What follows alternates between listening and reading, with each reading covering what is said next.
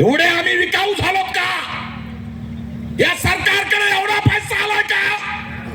अरे लावा ना आमच्या विकासावर.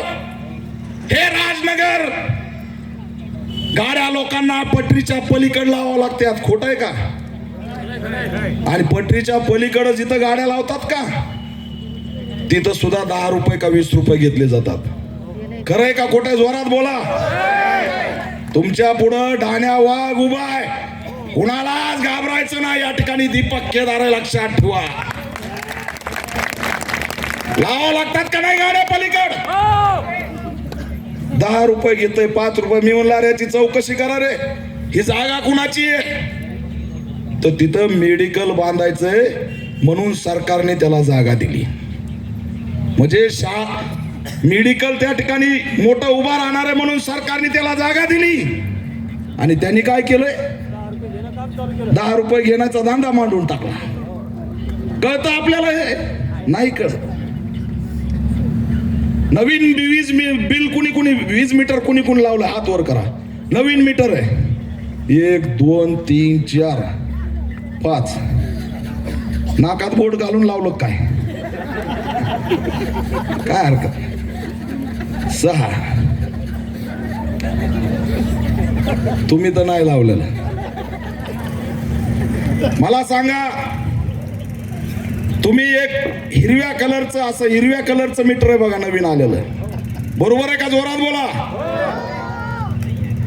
ते मीटर घेताना तुम्ही कास्ट सर्टिफिकेट दिलं का त्यांना? अर्ध्यात मिळालं का मीटर? अर्ध्यात नाही मिळालं हो, तुम्ही घेतलंच नाही. उलट तुमच्याकडून 11,500 रुपये वसूल केले तुमच्या बिलातून. किती वसूल केले? 11,500. आम्ही म्हणलं अरे पैसे कशाचे कट होतात? म्हणे मीटरचे कट होते. 11 महिने कट होणार आहेत. 11,500 रुपये नव्या मीटरचे लावलेत. आणि जुनं मीटर आणि नव्या मीटर मधला फरक बघायचा. हे नवे एवढं पळत आहे कारण त्या अडाणीचं हे मीटर आहे आणि हा अडाणी नरेंद्र मोदीचा मित्र आहे. लय पळत आहे. नरेंद्र मोदीचा मित्र अडाणी आहे. आमचं जुनं मीटर कमी पळतं आणि ह्याचं नवीन जास्त पळतंय. तुम्ही फक्त मी तुम्हाला 4 नगरसेवक मागायला आलो नाही. मी तुम्हाला फक्त 1 नगरसेवक मागतोय. एवढा नगरसेवक निवडून द्या. कोणता मायचा लाल वीज बिल घ्यायला येतोय ते हा दीपक केदार या ठिकाणी बघून घेईल. आणि त्यांच्यामध्ये जर हिम्मत असेल, जे कोणी उभा राहिले त्यांना या बनाव. आणि फक्त एक सांगा की ते दीपक केदार जर निवडून आलो तर आम्हाला वीज बिल माफ करणार आहे. तुम्ही देता का? आम्ही त्यांना पाठिंबा देऊ.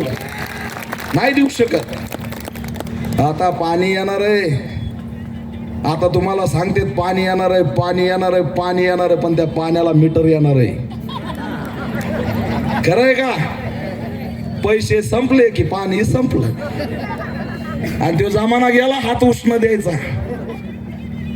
आता शेजारी माणूस तडफडून मेला तरी घर कुणी उघडीत नाही.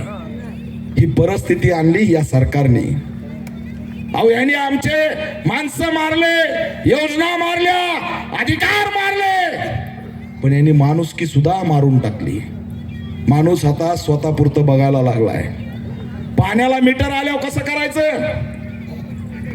हा दीपक केदार सांगतोय माझा नगरसेवक निवडून द्या. त्या महानगरपालिकेत त्यांचे 100 असो की 50 असो, एकच पॅन्थर पाठवा. तुमचे प्रश्न मार्गी लावल्याशिवाय राहणार नाही हे सुद्धा मी जाहीर करतो. एक पॅन्थर पाठवा. आणि जोपर्यंत तुम्ही पाठवत नाही तोपर्यंत आम्हाला तुम्हाला काही करता येणार नाही. हे चिखल असाच राहील. हे खडे असेच राहतील. घरकुलाचे पैसे घेऊन गेले फरार.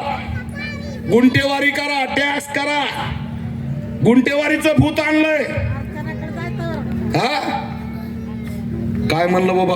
फोनवर म्हणलं का मला कारखान्याकडे जायचंय? तिकडं वाटप चालू काय? काय टेन्शन घेऊ नका, मी आहे ना. तुम्ही स्वाभिमानी आहेत म्हणून इथं पुढं बसलेले त्यांच्या नावाने टाळ्या वाजवा. ही स्वाभिमानी लोकांची सभा आहे म्हणून सभेला सुद्धा नाव काय दिलंय? स्वाभिमानी सभा. तुमचे प्रश्न जर मार्गी लावायचे असतील तर तुम्हाला तुमच्या हक्काचा माणूस निवडून द्यावा लागेल. फक्त आम्ही कमी कुठं पडतो? माझा आमदार नाही, माझा खासदार नाही, मंत्री नाही, पण जिथं अन्याय झालाय तिथं दीपक केदार येणार असेल एवढं जरी कळालं तरी त्यांचं असणार गाव सोडून पळायची वेळ येते, लक्षात ठेवा. एसपी मला फोन करतो, भाई येऊ नका बरं का, आम्ही गुन्हा दाखल केला आणि आरोपी बी अटक केलाय. ही दहशत आहे, पॅन्थरची दहशत आहे, बाबासाहेबाच्या लेकराची. नसू दे आमचा आमदार खासदार, ही निवडणूक उद्या संपली तरी तुम्ही चिंता करू नका, तुमच्यासाठी पुन्हा धावून यायला हा दीपक केदार येईल, हे सुद्धा मी शब्द देतोय. तुम्ही घाबरायचं नाही, तुम्ही आमच्या पाठीशी एवढेच उभा राहा, परिवर्तन झाल्याशिवाय राहणार नाही. फक्त तुम्ही एवढे उभा राहा, फक्त एकच लक्षात ठेवा, ऐकू नका. आज मी माझ्या आया बहिणी काही बसल्या त्यांच्या गळ्यात उगच बघितलं, काय झालं त्यांना घेऊन जा वाटलं, रडत असलाच जा घेऊन.